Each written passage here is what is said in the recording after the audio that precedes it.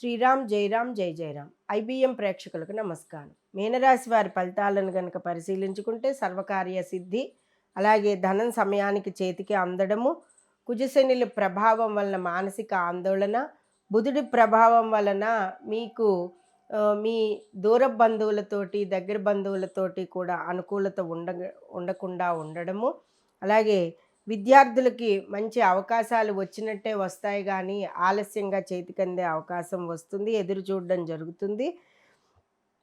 కుటుంబ స్థానంలో రవి చంద్ర శుక్ర కలయిక కూడా ఉంది కాబట్టి సర్వత్రా ఆనుకూలతగానే కనబడుతూ ఉంటుంది కానీ పనులు ఆలస్యమయ్యే అవకాశాలు మీకు ఎక్కువగా కనబడుతూ ఉన్నాయి.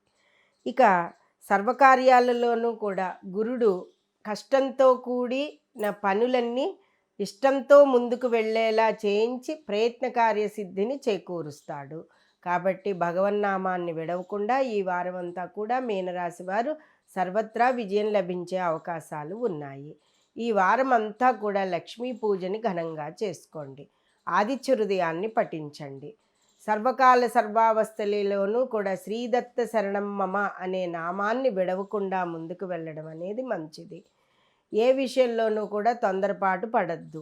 పనులు అవ్వట్లేదు, ఆలస్యంగా అవుతున్నాయనే బాధకు గురి అవ్వకుండా ఉండండి. మీకు సర్వకార్యానుకూలత సిద్ధిస్తుంది.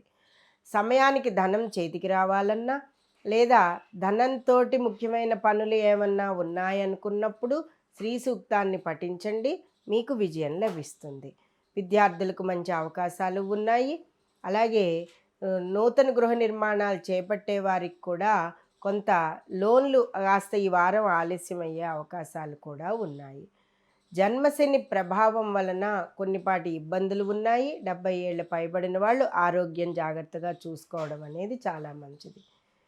చిన్ని దెబ్బలు, చిన్న కాలిన గాయాలతోటి ఈ వారంలో ఇబ్బంది పడే అవకాశం కూడా ఉంది. కాబట్టి ఎటువైపు చూసినా కూడా మీనరాశి వారికి సమాంతర ఫలితాలతోటి ఈ వారం అంతా ముందుకు వెళ్ళిపోతారు.